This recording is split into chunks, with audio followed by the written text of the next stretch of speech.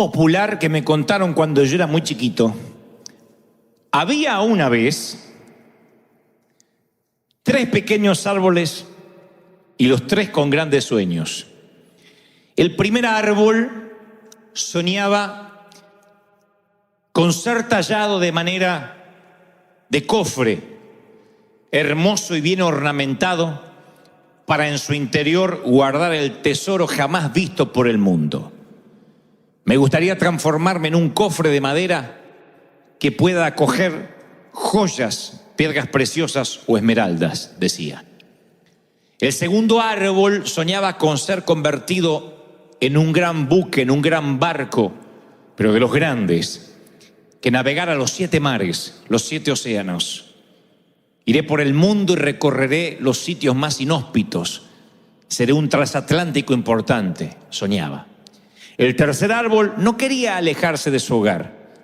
Quería crecer en la cima de la montaña, de manera tal que cuando los hombres lo vieran de tan alto, no les quedara otra que dirigir su vista hacia Dios.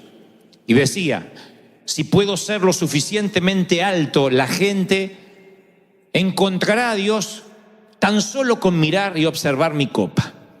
Cada árbol tenía su sueño. El primero, insisto, en transformarse en un cofre que guardara un tesoro preciado. El segundo, en un barco que navegara los 7 mares. Y el tercero soñaba con ser tan alto de modo que los hombres, al contemplarlo, se encontraran con el rostro de Dios.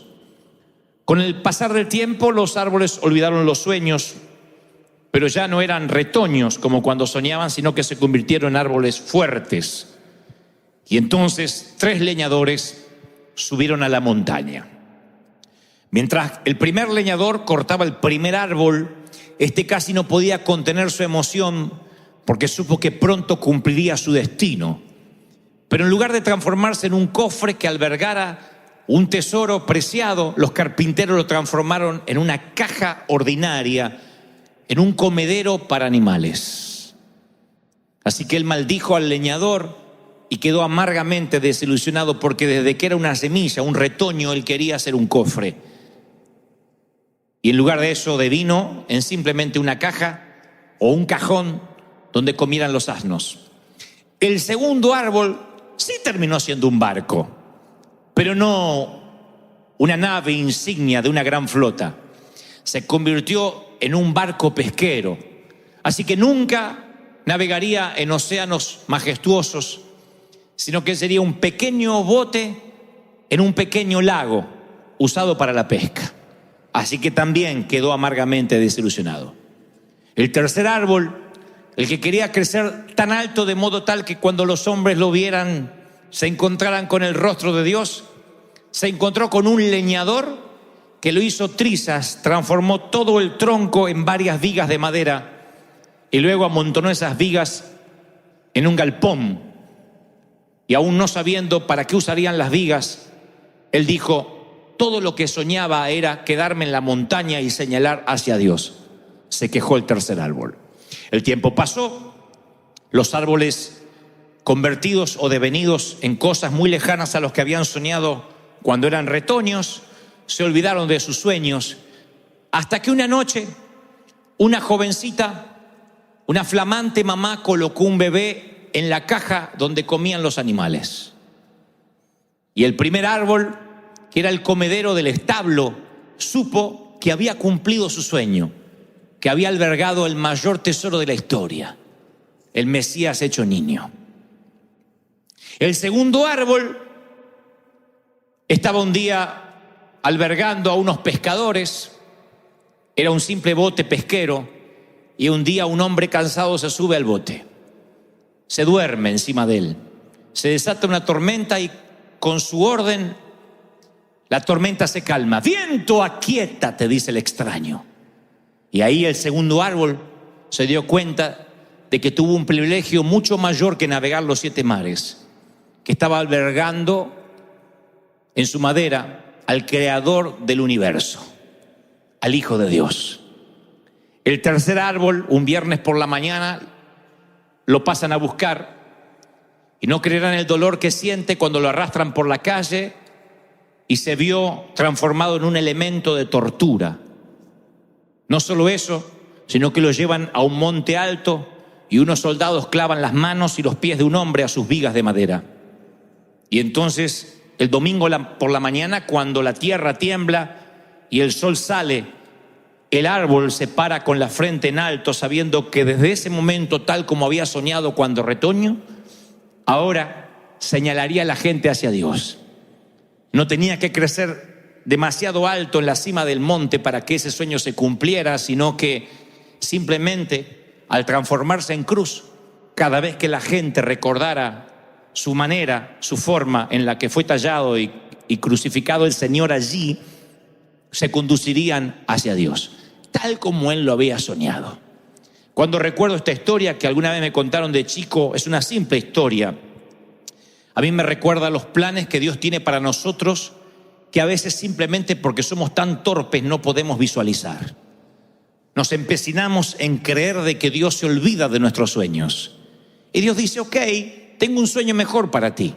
O en su defecto, cumpliré tu sueño, pero no será bajo tu trato, bajo tu calendario y de la manera que tú quieres que sea. Pero los sueños de Dios se cumplen y generalmente, como dice las Escrituras, los caminos de Dios son superiores y distintos a los nuestros. Lo que sucede es que lo que vivimos y lo que esperamos vivir a veces está separado por una brecha tan ancha. Lo que nosotros soñamos, las expectativas, se diferencian tanto de lo que nos toca vivir que pensamos que Dios nos abandonó. O en su defecto esa frase tan trillada, Dios no me ama. Si me amara no me pasaran estas cosas. Si me amara Dios me habría detenido. Me habría parado de no cometer este error. No me habría tomado esta enfermedad. No hubiese pasado por el hospital. No habría tenido que conmemorar un funeral. Pensamos que lo que nos está sucediendo es algo injusto. Y entonces hablamos con un pastor, hablamos con un rabino, hablamos con un cura y nos dice, esa es la gracia de Dios. Por alguna razón te toca pasar esto, es la gracia de Dios. Y a nosotros no nos gusta la palabra gracia porque la identificamos con algo con lo cual nos tenemos que conformar. Decimos, amor es lo que yo sueño que me pase. Gracia es el peor es nada.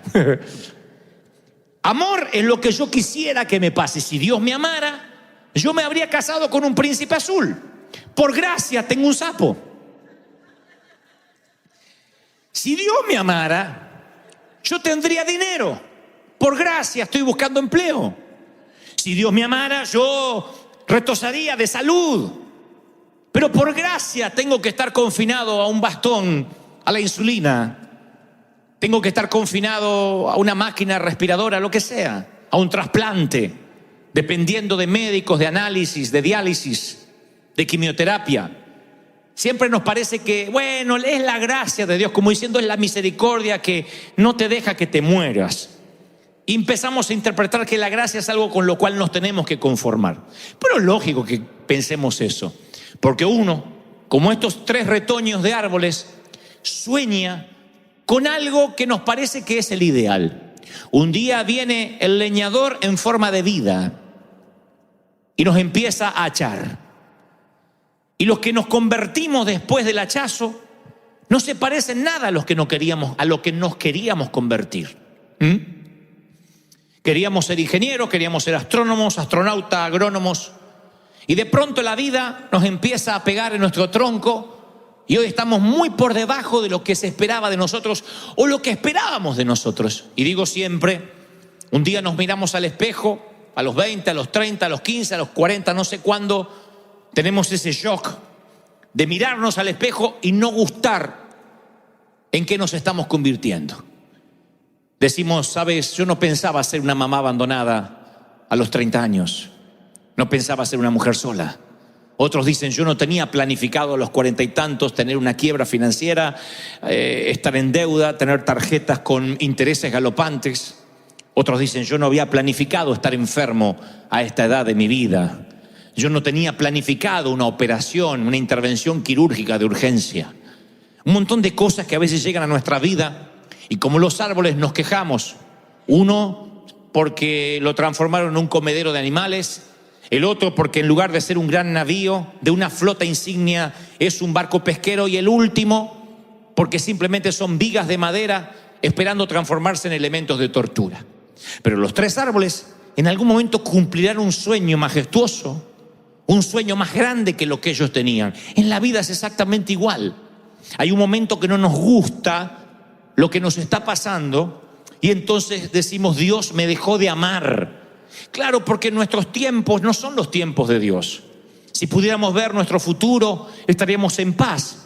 Pero Dios no deja eso librado al azar. Más de una vez las Escrituras dicen: no te preocupes por el mañana. Bástate el día con el afán de hoy. Mañana no te preocupes por lo que vas a comer, ni por lo que te vas a vestir. Lo dice como un papá. La Biblia te lo dice tal cual, con esas palabras. No es metáfora, es literal. No te preocupes por cómo te vestirás mañana. Ni Salomón con toda su gloria, ni con su majestuosidad se viste como los lirios del campo. Y si los lirios del campo, si los pajaritos no les falta el nido porque Dios vela por ellos, ¿cuánto más por ti? Preocúpate por el hoy. Pero nosotros somos como el niño de 7 años que nos dice: papá, no puedo tomar mi cereal porque no sé cómo cotizamos en la bolsa hoy. No sé cómo está el petróleo, el eurodólar. Estoy preocupado por las Naciones Unidas. Tú le dirías: no te preocupes, está por encima de tu edad. Está por encima de tu nivel de comprensión y por encima de tu nivel de preocupación. Bástate hoy, toma el cereal, disfruta, y lo que tienes que hacer es portarte bien y no traer una mala nota en matemáticas. Es toda tu responsabilidad. Dios es igual, conforme la edad, conforme la preocupación que te puedes permitir, conforme la ansiedad que te puedes permitir. La ansiedad es parte de la vida, pero cuando te empiezas a preguntar: ¿qué va a pasar en 5 años y en 6 años? ¿Y qué va a pasar con mi vida? ¿Cómo voy a llegar a viejo? Y esa empieza a ser tu vida. Está bien que seas precavido, pero cuando tu vida está más allá de lo que está pasando hoy, puedes caer en el error de perderte el hoy. Y el hoy no regresará. Jamás viviremos un día como hoy. Nunca más. Jamás. Y hay gente que se lo pierde. Se pierde sus hijos, se pierde su pareja, se pierde el amor, se pierde el servir al Señor, porque está preocupado: ¿qué va a hacer el leñador con ellos? ¿En qué me va a transformar? ¿Y qué voy a hacer? ¿Y en qué Dios me va a usar? Y se pierde esta temporada. Por eso Salomón divide la vida en 28 temporadas diferentes. Y las 28 tienen su importancia. Dice: tiempo de reír, tiempo de llorar. Y llorar. O llorar argentino. Tiempo de sembrar y de cosechar. Tiempo de gritar, tiempo de abstenerse de gritar. Cada temporada tiene un significado. Algún día les predicaré sobre cada una de ellas. Y verán que Dios dispuso mínima 28 temporadas para disfrutarlas, para vivirlas o para procesarlas. Estás en luto, es el tiempo de luto. Procésalo. No te apures en reír. Habrá tiempo de risa. Te estás riendo, no te empieces a amargar. No hagas como las madres de antes. El que mucho se ríe, pronto llora, decía la vieja. Y te amargaba la risa. Mamá tenía un pronóstico de amargamiento. No sé por qué las madres le temen a la felicidad. La mucha felicidad las pone nerviosas. Mucho griterío ahí afuera. Estamos jugando más. Sí, alguien se va a romper la cabeza. Alguien se va a terminar mal. Yo sé cómo termina esto. Sigan jugando y riéndose como bobos. Ya se van a romper la cabeza. ¡Bum! ¿Qué dije? ¿Una necesidad de ser profeta veraz tiene? Ahora, cuando esas cosas pasan, cuando esas cosas suceden, cuando nos toca una temporada y no la podemos disfrutar o no la estamos viviendo bien, nos podemos perder el presente por esperar el futuro, por esperar lo que va a pasar mañana. Y este es el día que ha hecho el Señor. Dile al que está a la derecha y a la izquierda: este es el día que ha hecho el Señor. Dile: vamos, sacúdalo, diga: este es el día. Disfruta tu día. Este es el día que ha hecho el Señor. ¡Aleluya!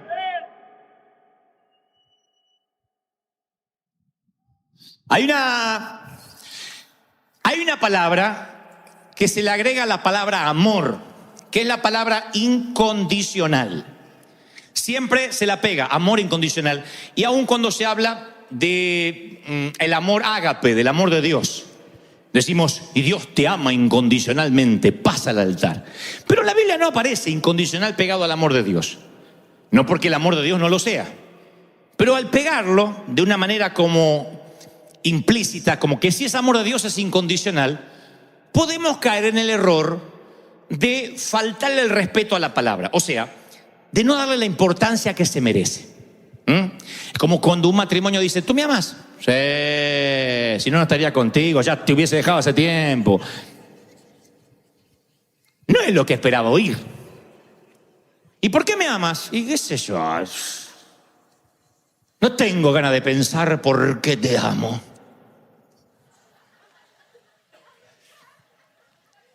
Usted no puede llamar a eso amor. Bueno, el amor incondicional de Dios a veces, amor incondicional suele hacer que pensemos que Dios te ama porque está obligado a amarte. Es incondicional, ya está. Con gusto te fulminaría, pero te ama incondicionalmente. Como un juez, por ejemplo, que firma la libertad de un preso que cumplió con su condena social, pagó su deuda con la comunidad, y entonces el juez tiene que otorgar su libertad. Pero ese juez que firma, por ejemplo, no tiene emociones involucradas en el asunto. No llega a la casa el juez después de liberar a muchos y dice, hoy liberé a otro, hoy condené a 3. No creo. Lo más probable es que un juez le diga a la esposa, no hablo de trabajo aquí, bastante estrés tengo en la corte. No está involucrado emocionalmente con el preso o con el condenado. Y a veces pensamos que Dios es un juez similar. Bueno, está bien, por la sangre de Cristo te perdono, y si no me queda otra que amarte, ¿cómo no te voy a amar? Sin embargo, yo voy a las Escrituras y veo a Abraham, un hombre de fe. Dice Abraham, el padre de la fe. Miren el nombre que le dan al profeta, el apodo, padre de la fe. ¡Ja!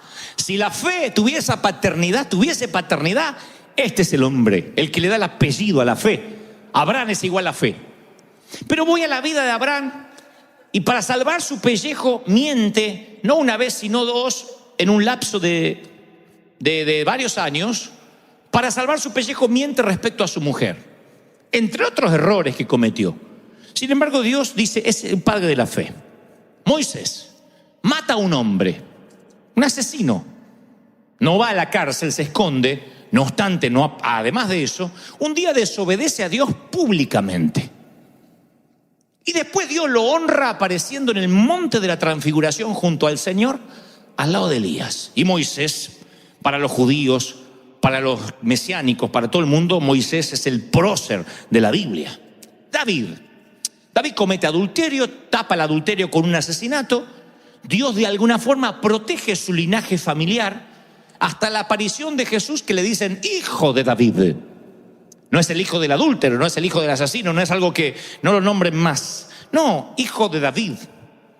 Pedro niega al Señor y después diría el Señor, sobre ti edificaré mi iglesia, te usaré para dirigir la iglesia. Vas a la lista de los héroes de la fe de Hebreos 11 y descubre los muchachos que hay ahí. Y la verdad que son algunos bastantes delincuentes de lo que hicieron. Ustedes los leen todos así, claro. Uno lo puede leer con una voz engolada, una voz de locutor. Ahí está David, ahí está Jefté. Jefté era un huérfano que mató un montón de gente. Rahab era una prostituta. O sea, uno le puede leer la Biblia de manera aséptica, higiénica, limpiar todo lo que nos suena fuera de la religión y leer con esos nombres y con esa postura de gente pura. Pero no eran gente pura. Era gente que Dios amó, no incondicionalmente, bueno, lo tengo que amar a este Moisés, con un amor tenaz, con un amor intencional. Por eso me preocupa cuando alguien con desdén dice, bueno, Dios te ama igual, porque le hemos quitado la fuerza original y hemos hecho un Dios anémico, desapasionado para amarnos. Cuando uno no le cae la moneda de cómo lo ama a Dios. Bueno, Dios me ama porque estoy en la iglesia River y porque me tiene que aguantar. Cuando uno tiene esa relación de Dios, que sí, Él es amor, pero la verdad que a mí la vida me va mal. Si me amara no me iría así. Ahí es cuando viene ese razonamiento que no resiste análisis. Decir, no, si me amaran no tendría que pasar esto. Claro, cuando vino el tornado a nuestra vida y deja una estela de devastación, cuando la vida se nos cae de pedazos, enseguida decimos, ¿y dónde está Dios? Si Dios me amara no me pasara esto. Porque no entendemos lo que es el amor de Dios. Creemos que Dios nos ama si se cumple mi deseo de árbol. Si yo me transformo en ese cofre para guardar perlas, entonces Dios me ama. Si soy un barco que navega los 7 mares, entonces Dios me ama. Si me deja crecer alto de modo que cuando los hombres vean mi copa dirijan su vista a Dios, entonces Dios me ama. Si no, Dios no me ama. Y entonces Dios tiene una respuesta a eso. Dice, no, yo te voy a contar cómo funciona esto de que te amo o no te amo. Dios es un padre, piensa como una madre, como un padre, con amor paternal. ¿Cuántas madres nos han dicho, no comas dulces antes de cenar? ¿Te lo han dicho? También como otras tonterías, no comas sandía y te metas en la alberca porque te crece no sé qué en el estómago y te inflas así como si tuviera cerveza adentro.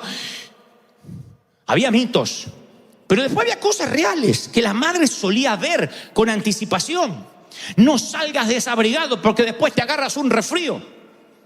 Y uno tomaba esas restricciones, esas órdenes como no me ama. Me tiene harto la vieja. Me quiere controlar. Y eso que no había celular en nuestro tiempo, pero te controlaban telepáticamente. Vos sentías la voz de tu madre adentro de la cabeza. Empezaba a llover, estabas sin el suéter y tu madre adentro te decía, te lo dije, te lo dije, te lo dije.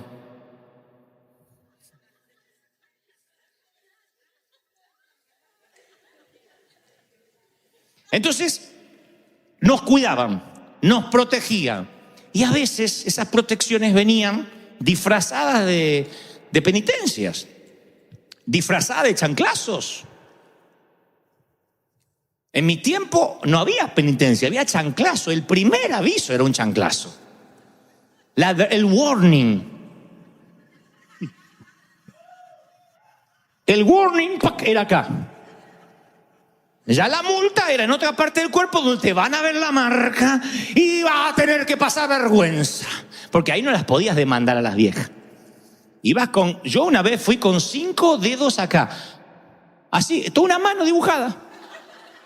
¿Y ahora qué digo? Dígale, traje una mala nota y por eso tengo la mano de mamá en la cara. Va a pasar vergüenza encima.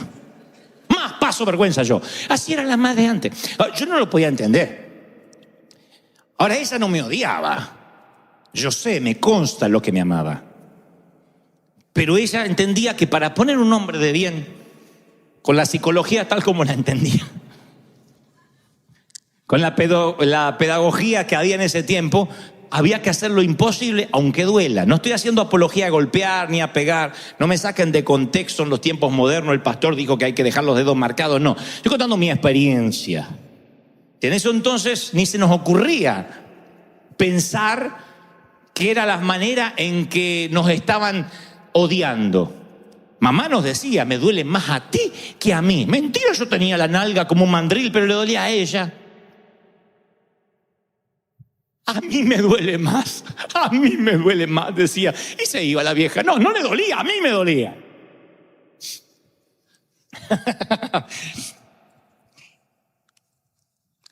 Entonces, Dios envía a los leñadores de la vida y llegan en forma de chanclazo. No nos gusta. Y decimos, Dios no me ama. Dios no me ama, Dios tiene algo contra mí, algo malo hice. Entonces echemos un vistazo, vamos a lo básico. San Juan 3:16, el versículo que le enseñamos a los niños desde la escuela dominical. De tal manera amó Dios al mundo, que ha dado a su Hijo unigénito para que todo aquel que en Él crea no se pierda, mas tenga vida eterna. Pensemos un minuto. ¿Cómo envió a su Hijo? No lo envió con trineos, no lo envió vinieron con algunos alces, con algunos renos y cayó como un regalo, ni tampoco como un héroe de Marvel. ¡Oh! A salvar el mundo. No vino así. ¿Cómo lo envió? Mandó a su Hijo unigénito para que le flagelen la espalda, le arranquen las barbas, para que lo torturen, lo desnuden, para que le coloquen espinas en la cabeza, para que lo maten de a poco, para que sufra el peor dolor que un ser humano jamás soñará. Porque de tal manera te amó que dio a su hijo. Piensen, papás y mamás, ¿darían su hijo por amor a alguien? Yo puedo amarte mucho, pero me dices, ¿darías tu hijo? ¿Darían vuestro hijo, Megan, Jason, Kevin, Brian? ¿Darían a alguno de sus hijos? ¿Lo pueden matar? Sí, mátenlo por amor a ti, ¿o no? En ese orden, en esa línea de pensamiento, mi amor tiene un límite. Hasta mis hijos. Después no. No podría soportar el dolor de ver que torturan, matan a mi hijo para salvarte a ti de la cárcel. Mira, estoy pagando una condena, metí la pata, pero si tu hijo se hace cargo de mi condena. Pasa que yo violé a unos menores y sé que si voy a la cárcel me van a violar, me van a torturar. ¿Podrías mandar a tu hijo que se haga pasar por el violador, que diga que fue él? Así yo me puedo congregar, tener una vida nueva. Lo único que tiene que decir que él estaba en el lugar del crimen y él que lo metan preso y lo torturen y le peguen en la cárcel. Oh, sí, porque te amo, ahí mando mi hijo. No resiste análisis. Así te ama el Señor. No es, bueno, te amo, ¿qué va a hacer? No es un amor incondicional con desdén. Te ama. Entonces, cuando la vida te golpea, cuando te pasan cosas, cuando el leñador viene y te da el chanclazo, no tengo derecho a decir, Dios no me ama a mí. ¿Qué? Después de haber mandado a su hijo, ¿estás diciendo que Dios ama menos a su hijo que a ti? ¿Que Dios ama más a él que a ti? Mandó a su hijo y ninguno de nosotros daría a su hijo por nadie. A mí me dicen, ¿mandarías a tu suegra a la cárcel para...?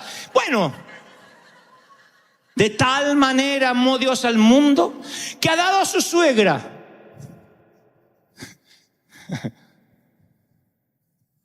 Ya, mátenla.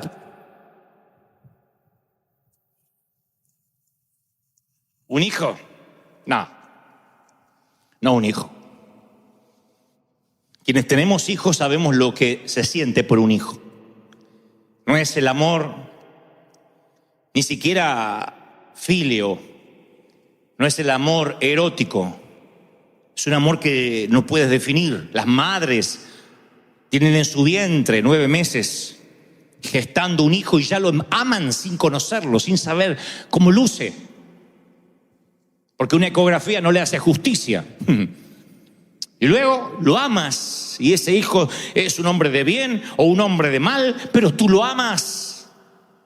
Y Dios dice, así es mi hijo y lo di por ti. No tomes eso con desdén. No diga, bueno, Dios me soporta. Tú no tienes ni siquiera el derecho a decir, es que si Dios me amara, yo no estaría rentando. Fíjense a la luz de lo que le acabo de mostrar, de matar a un hijo por amor a ti. Decir, si Dios me amara, yo no estaría soltera. Yo creo que Dios me olvidó. Diga que Dios no nos toma en serio.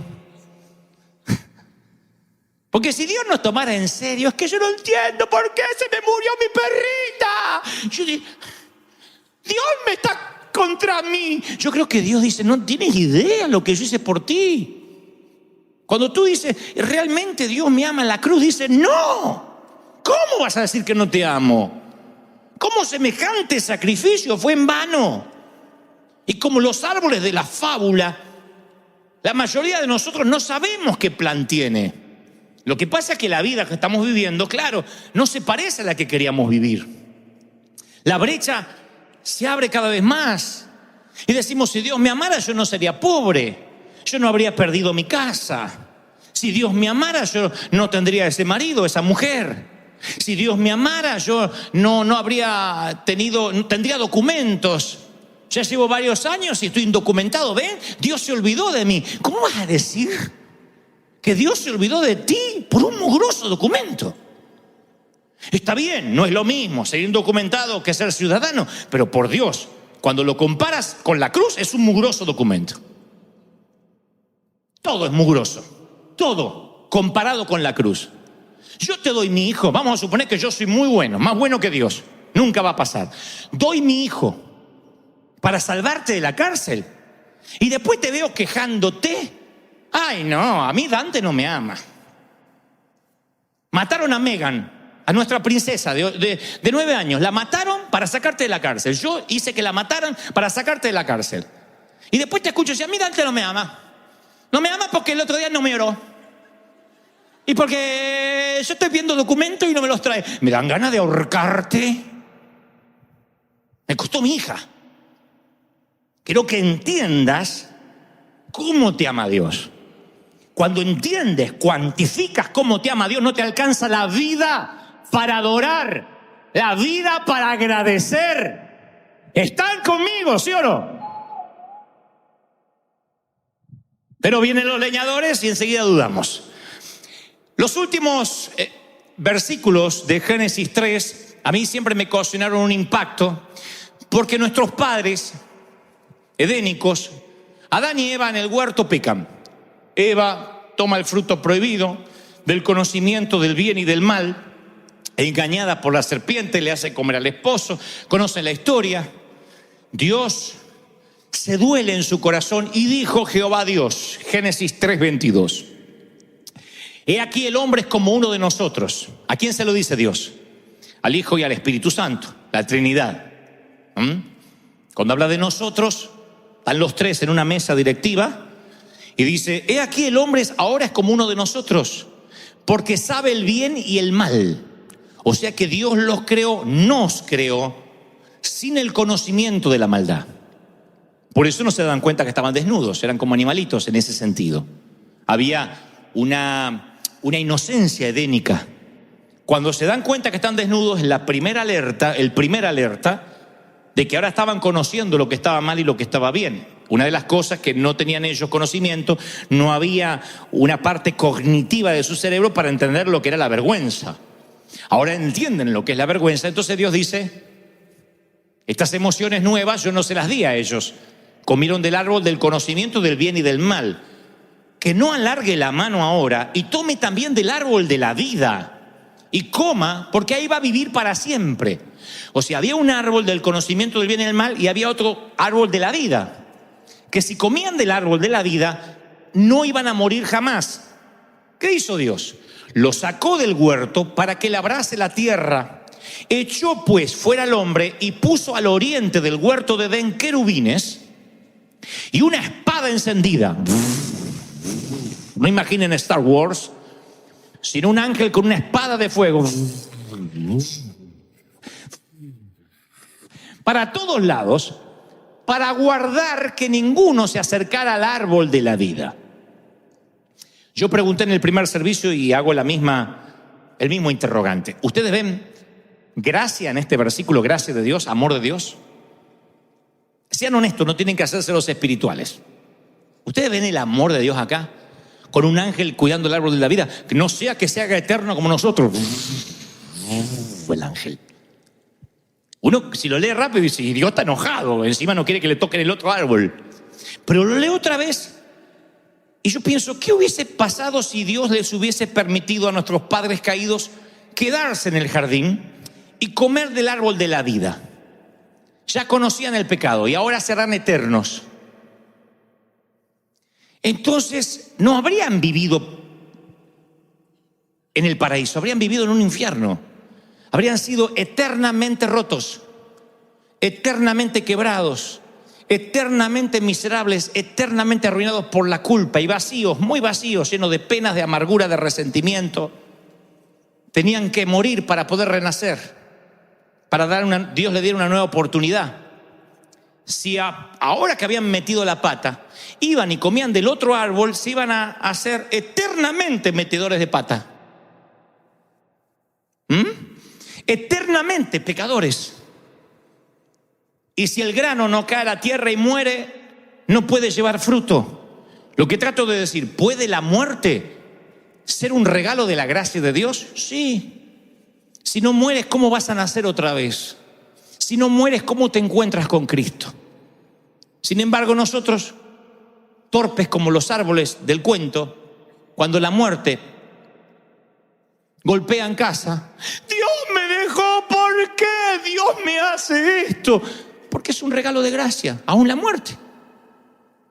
No la queremos, no estamos apurados, pero cuando llega, no es que Satanás metió la cola.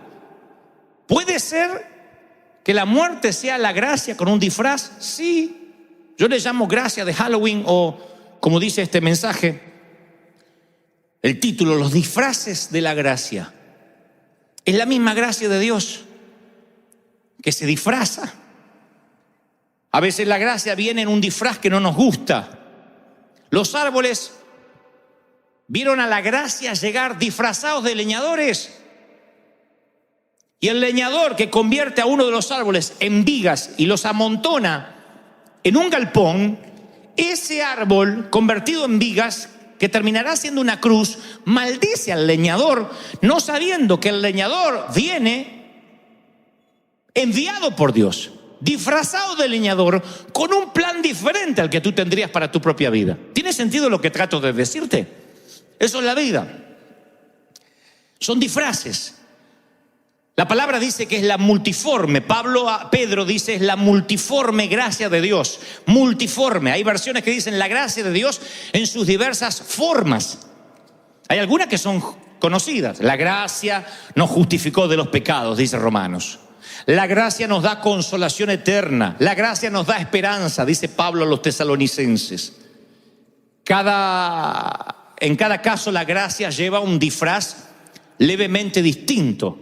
Pero la gracia no siempre tiene la apariencia que esperamos. Yo estaba en el servicio anterior, que hace muchos años me empezaron a llamar para que yo tuviera el protagónico de una novela. ¿Sí o no? Era así. Entonces me dijeron, queremos que seas el actor de una novela. Una novela que se iba a emitir, se llamaba El Capo. Su personaje...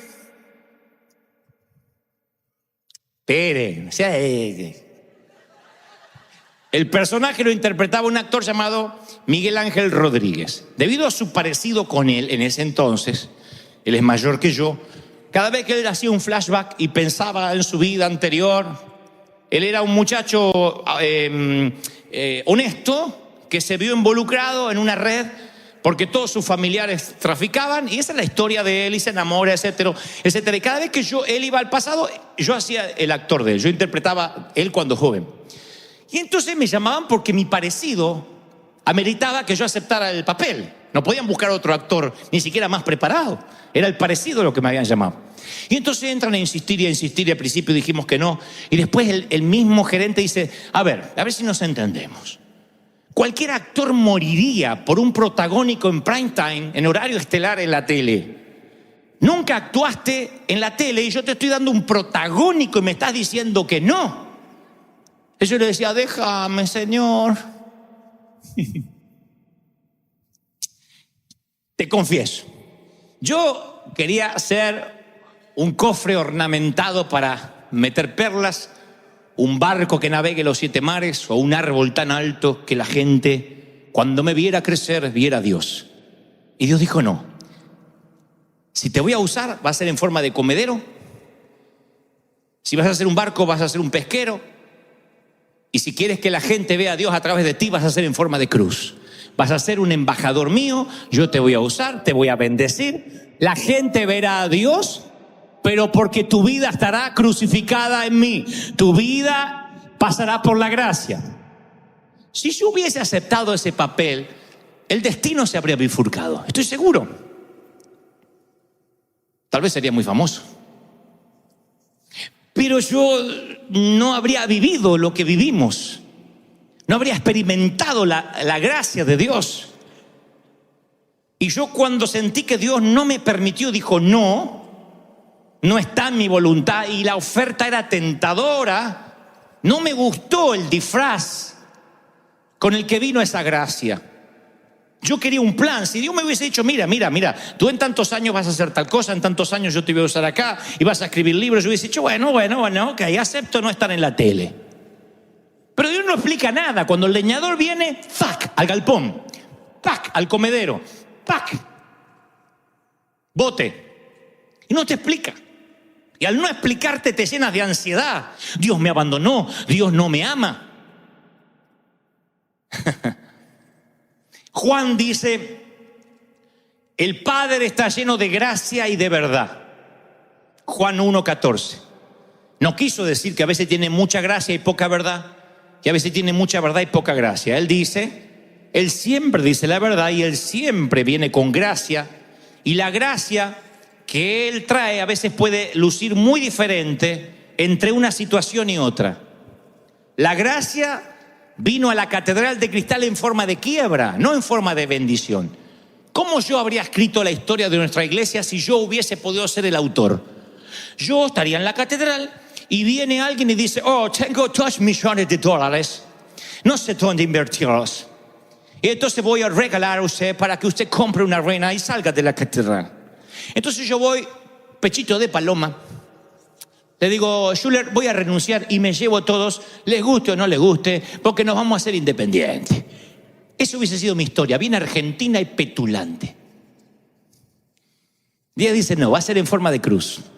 Viene la quiebra y tuvimos que orar y ayunar y buscar de entre las piedras las monedas para poder pagar. Dios tenía que transformar esclavos en soldados, y eso ocurre a veces en 40 años. Eso ocurre en los desiertos. ¿Alguien dice amén conmigo, sí o no? Entonces Dios está lleno de gracia y de verdad. A Pedro en un momento le dice: hijo de Jonás.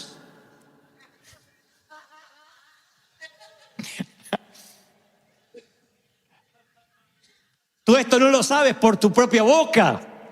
No te lo ha revelado ni carne ni sangre. Y Pedro se agranda. Al tiempito después, creo que por la cronología bíblica, porque le dice: esto no te lo reveló ni carne ni sangre, se lo dice en Mateo 16:17. Después, al poquito tiempo, le dice: vete de aquí, Satanás, a Pedro. Me eres de tropiezo porque no pones la vista en las cosas de Dios. Del bendito seas al quítate delante de mí, Satanás. Yo digo: uy, tuvo un mal día Jesús, un desfasaje hormonal. La primera frase está cubierta de gracia, la segunda no. No, son dos tipos de gracia, son dos tipos de situaciones diferentes, necesitando gracia diferente. Yo recuerdo momentos muy tiernos con mi mamá, que me decía chiquito y me tocaba la cabeza y me cosía el botón que me había caído. Y para mí eran los momentos de ternura. Y después la vieja con el chanclazo. En una me amaba y en otra me odiaba. ¿O tengo que creer que eran diferentes tipos de gracia conforme la situación? En una necesitaba que me cosan el botón, en otra necesitaba que me dejen la nalga como un mandril. La vida, a veces vamos a sentir las correcciones. No desmayes cuando eres disciplinado con Él, porque Dios al que ama, ¿qué dice? Disciplina. Y hay cosas que nosotros entendemos por rigor. Ojalá entendiéramos por la buena. Y no me miren con cara como diciendo: yo sí entiendo por las buenas. No, porque eres como yo. Hay cosas que las entendemos con rigor. Hay cosas que se nos marcan a fuego con fuego. Y hay cosas que Dios nos habla tiernamente y la entendemos, pero cuando se trata de decisiones, cuando se trata de cambios, Dios nos tiene que mover a veces el nido. David Cho cuenta en un libro maravilloso llamado justamente Maravillosa Fe, que los pichones de águila no vuelan por sí mismos, y las madres saben que eso ha de ocurrir, porque el nido es muy confortable. Y los pichones de águila podrían quedarse ahí hasta ser adultos. Muchos padres saben de esto. Es tan confortable el nidito que el nene con 44 no vuela. Vamos a volar, a volar.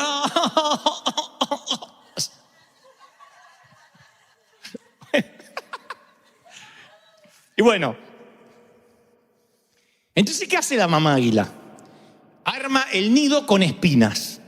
Espinas. Y sobre las espinas le hace un colchón cómodo, con paja, con barro, para que no sientan las espinas. Quien mira el comportamiento de la madre dice: esta madre está loca. ¿Por qué no hizo todo el nido confortable? Pero es confortable cuando nacen, cuando están los huevos ahí. Cuando los pichones nacen y son chiquititos, los alimenta, ellos están confortables. Y después, ustedes pueden ver esto en YouTube de reprise que hay de documentales de la National Geographic. La madre con el pico los empuja a volar porque ya ve que tienen alas. y tienen que lanzarse desde los picos más altos de las montañas. Y los pibes no quieren saber nada. No, que estoy esperando la voluntad de Dios. Que no siento paz, que acá siempre hay comida caliente.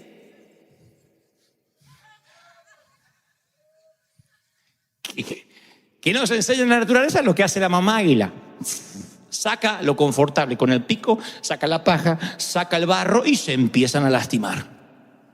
Y es un griterío. ¡Ah! Ustedes ven en el documental que los aguiluchos empiezan a lastimarse, se empiezan a clavar. Y tienen dos opciones, o una muerte segura o una muerte probable de tirarse a volar. Si se queda, se mueren. Alguien está hablando, Dios, que tiene que cambiar el colchón.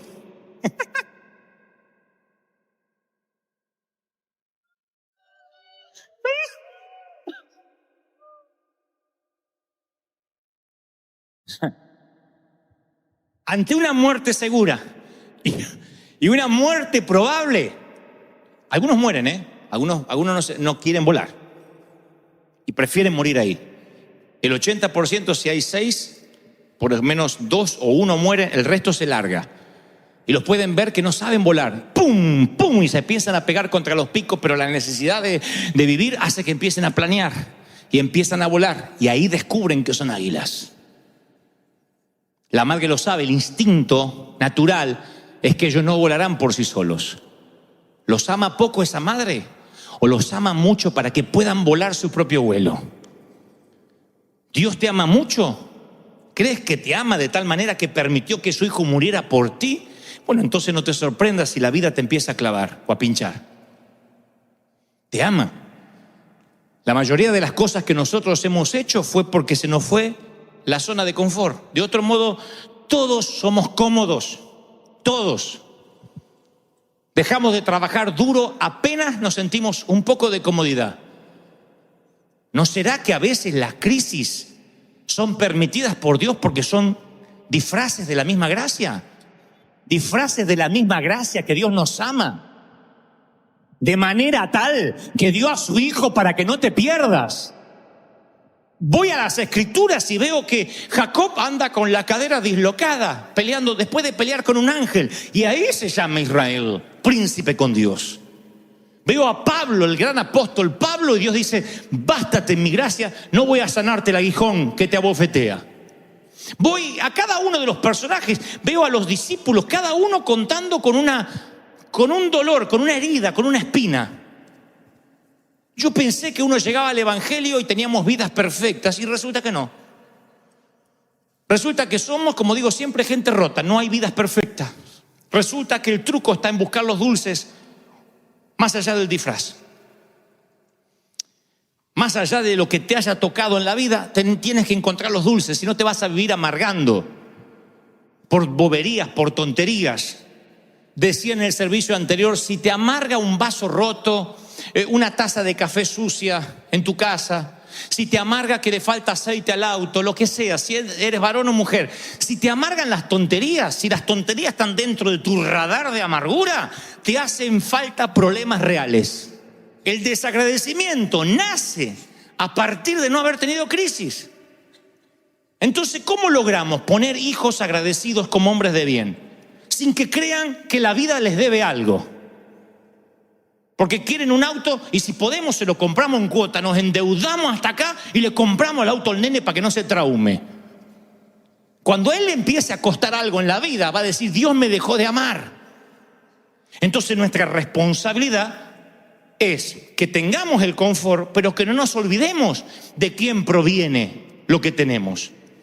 Nabucodonosor se llena de orgullo y dice: qué gran rey soy, miren todo lo que he logrado, y pierde la noción, pierde su juicio cabal, y por años queda como un antisocial, como un rebelde, como una bestia, pastando como un buey, dice la Biblia. Y él dice más: recuperé la razón y tuve más gloria que antes. Cuando dice eso, uno dice: este tipo no aprendió nada. Pero luego dice: pero ahora sé de dónde proviene lo que tengo. Ahora sé cuál es la fuente de mi riqueza y que Dios bendice al que quiere bendecir. Es el corazón agradecido lo que agrada a Dios. Ni la abundancia ni la pobreza. La abundancia no es que estás mal y la pobreza que estás bien, ni viceversa. Es reconocer de dónde proviene el favor que tienes. Y Dios dice, mientras que tú reconozcas de dónde viene el favor, yo te voy a bendecir, te voy a abrir puertas, te voy a dar. ¿Están conmigo? Ahora, ¿cómo nos fundamentamos en la vida? Voy a terminar. ¿Cómo nos fundamentamos en la vida? Entendiendo que las espinas, que los leñadores, son parte del trato de Dios. ¿Me vas a decir, piensas, que aquella muerte me dio algo, un valor agregado, aparte de dolor? ¿Estás por decir que mi divorcio de alguna forma me ayudó en algo con todo lo que tuve que atravesar?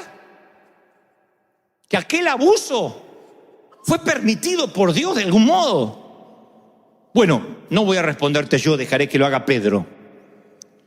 Pedro dice, en su bondad, Pedro 5:10, primera de Pedro 5:10.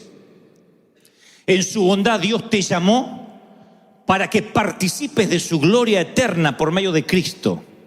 Entonces, después que hayas sufrido un poco de tiempo, te dará 4 cosas. Te restaurará, te sostendrá, te fortalecerá y te afirmará sobre un fundamento sólido. Lo diré otra vez. Después que sufras un poco, después que las espinas te lleven a volar contra tu voluntad, te restaurará, sostendrá, fortalecerá y afirmará. Y cada palabra que Pedro usa es un cuadro vívido que respalda lo que dice. Restaurará. La palabra en el original griego es kartasein. Es la palabra que se usa para remendar redes. La palabra que se usa para reparar una fractura. Dios dice, a través del leñador, yo voy a reparar el carácter que tienes. Va a remendar las heridas, las va a tapar. Se dice que el compositor inglés Sir Edward Elgar, en cierto momento escuchó a una niña cantar una de sus obras. La niña tenía un registro excepcional, una técnica casi perfecta, y él dijo lo siguiente, es una frase acuñada por muchos músicos a partir de él. Él dijo, aunque canta bellísimo, no cantará asombrosamente hasta tanto alguien o algo le rompa el corazón. Y cuando la niña se transformó en una adolescente y en una joven, se enamoró y le rompieron el corazón, su voz mejoró notablemente, porque este compositor solía decir que el sufrimiento es una circunstancia que te agrega, te añade gracia, de modo que ninguna otra cosa en la vida te la podría agregar. Una persona que ha perdido seres queridos, sus ojos, luego del dolor, se llenan de dulzura y comprenden a otras madres que sufren lo mismo, la comprenden. El abrazo de alguien que sufrió, el abrazo empático de alguien que pasó lo mismo, no es igual que aquel que no lo pasó. ¿Has estado en un funeral?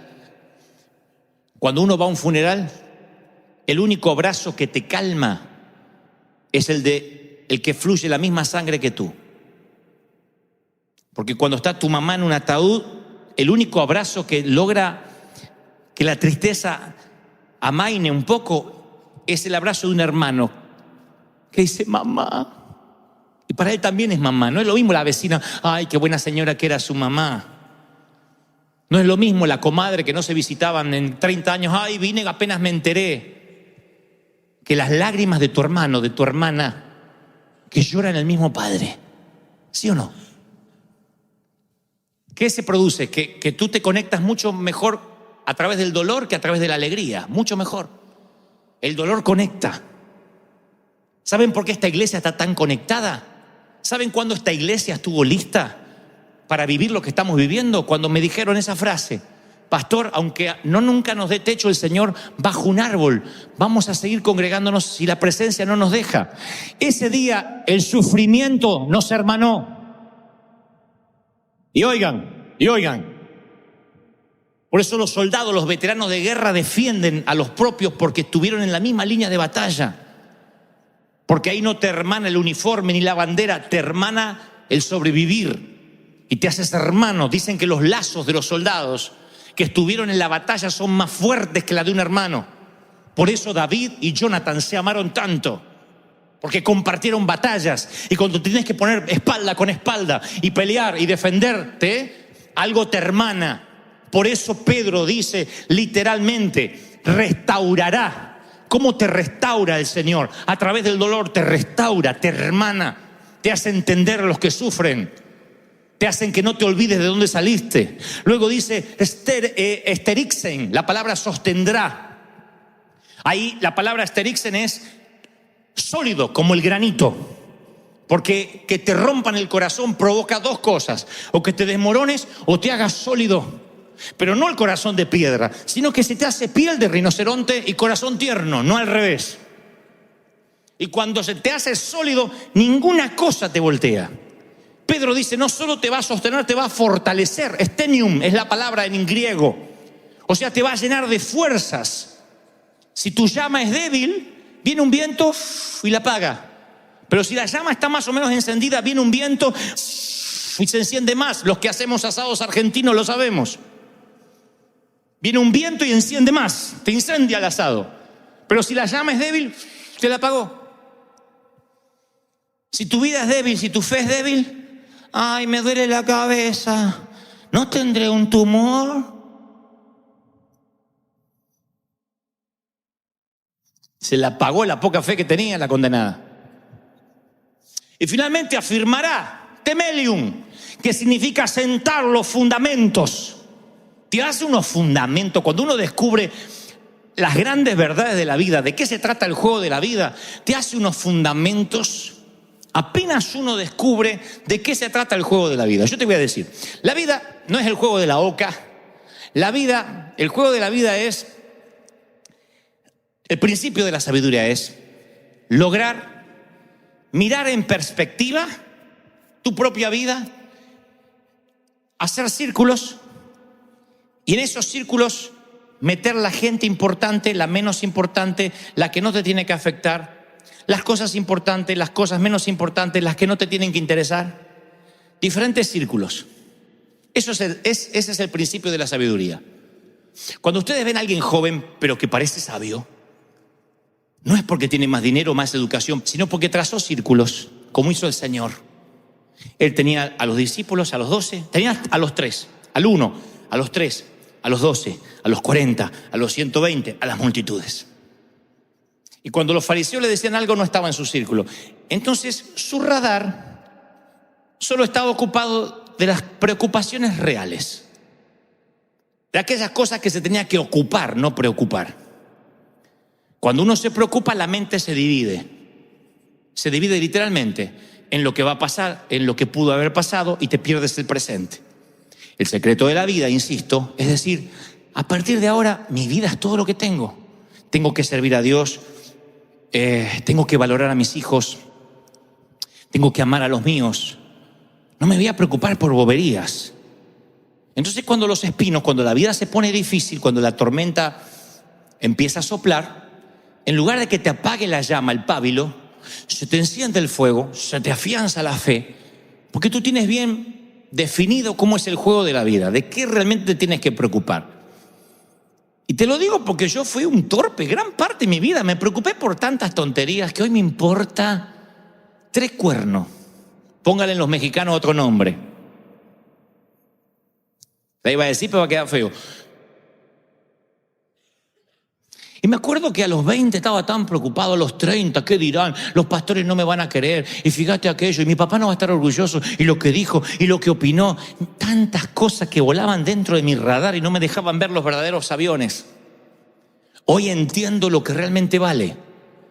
Hoy entiendo que la gracia viene disfrazada de diferentes maneras, y el closet que tiene Dios es tan amplio que a veces uno ve esos disfraces como ataques diabólicos, o lo que es peor, que Dios quitó la mano. Y no, es Dios tratando, fortaleciendo, ayudándote. Dios dice, yo tengo una vida mejor para ti. Yo tengo sueños que ni siquiera han pasado por acá y te voy a sorprender. No, pero que yo quiero ser un cofre. ni sabes lo que vas a guardar. El Mesías va a estar allí. No, que yo quiero ser un barco de 7 mares. ¿Para qué? ¿Para que te naveguen los piratas? Yo te voy a poner en el lago para que el maestro calme las aguas y seas el mudo testigo de los milagros más grandiosos que jamás se hayan escrito.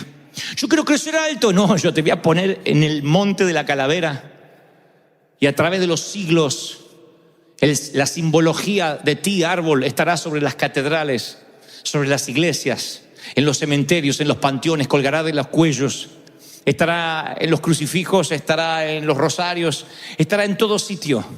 El mundo se persignará con tu forma, árbol. El mundo te recordará, el sumo pontífice hará tu señal.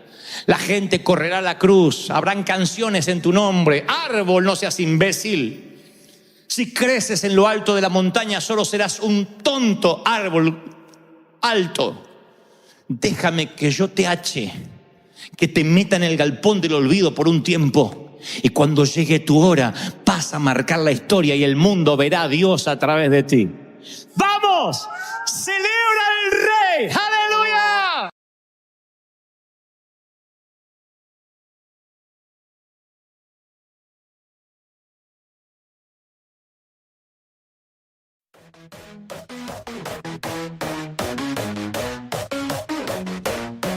Loaded is your death, that shit is terminal. Pull me in deeper, too scared to pass. Running on empty, lost in your games. My heart was breaking, yet I took the blame. But something woke up deep in my soul, a quiet whisper that took control. Learned to stand, to hold my own, say goodbye to things I know. Oh, the power I know, it set me free. Letting go of what wasn't meant for me.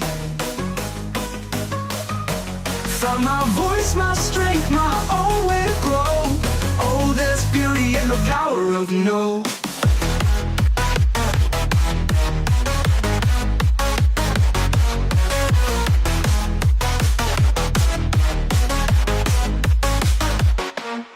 I used to say yes every time they ask. Pull me in deeper, too scared to pass.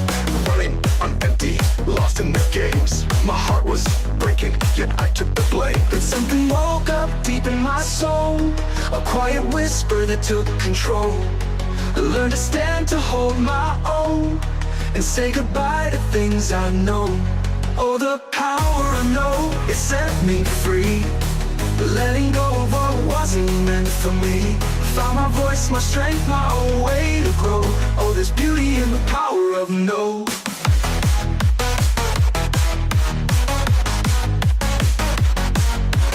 Now I walk lighter, no weight to bear. Choose my battles, decide what's fair. With every no, I feel the fire. Taking back dreams, chasing my desire.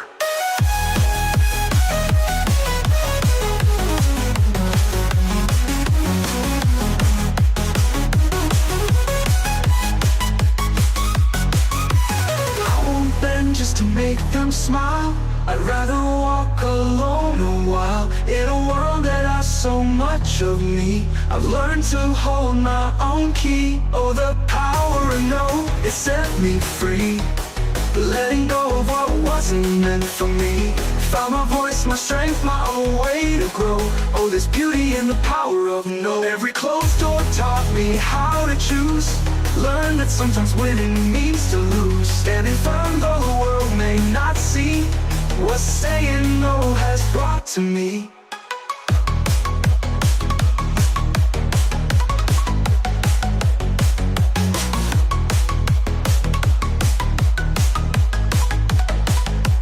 Oh, the power I know, it set me free. Letting go of what wasn't meant for me. Found my voice, my strength, my own way to grow.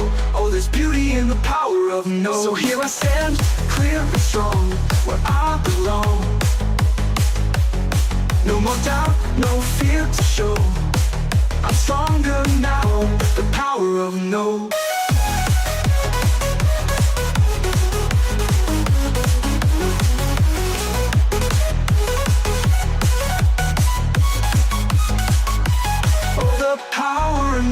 It set me free. Letting go of meant for me. Found my voice, my strength, my own way to grow. Oh, there's beauty in the power of no. So here I stand, clear and strong, where I belong. No more doubt, no fear to show. I'm stronger now with the power of no.